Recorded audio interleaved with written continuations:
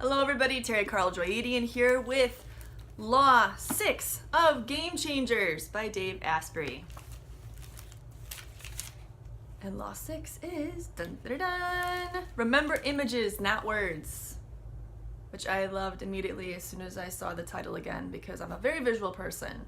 However, Dave says you don't need to be a visual person.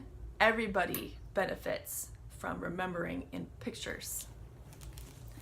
Language is limiting, but in visualization, you can bypass short-term memory and shortcut right to long-term memory. Pretty powerful stuff.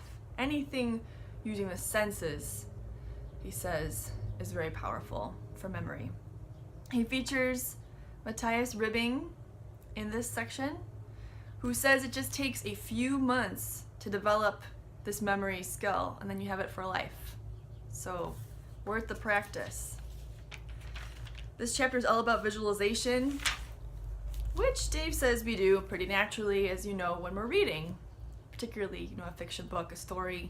You'll be reading, your mind's starting to create the images, you really feel like you're in the movie. And he says to do this all the time. Do it intentionally instead of just unconsciously. And 2 tips he adds to that is always use the vision that comes to mind and make it 3D or give as much detail as possible. For example, he says if you want to visualize a dog, whatever breed first pops into your head, go with it, and then see if you can 3D image that dog, see it from all angles, see all the details. He gives a great example about an experience he had in Tibet. This is on page 43 if you're following along in your book. He says visualization has been around for quite some time. We've all heard stories about how athletes, how successful people use it. It's been very common in religions and spiritual practices.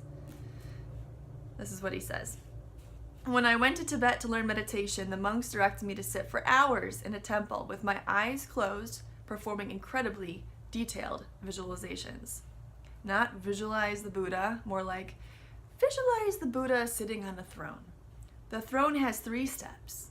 Each step has a painting of 3 flowers with 6 petals. By the time they got to describing what the Buddha was wearing and in what position he was sitting, there was no possible way to remember it all without crafting the image. Crafty. I didn't realize at the time that visualizing was training my brain to paint images instead of remember words, but that was exactly the outcome. Powerful stuff.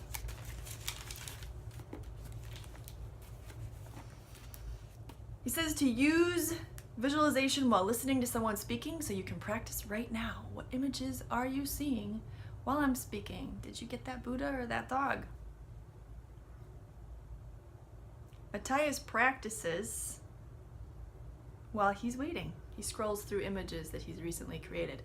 Maybe while he's brushing his teeth, maybe while he's waiting in line. This is something I'm considering practicing. It definitely, when I've practiced, has felt like I am training a muscle. It feels a little bit like a struggle. Good stuff though. And here are the tips at the end of the chapter. Dave always leaves some tips for us. He says you may want to try out Matthias Ribbing's course, grandmasterofmemory.com is where you'll find it, or referring back to the last chapter, jimkwik.com if you want to build your memory. That's Kwik.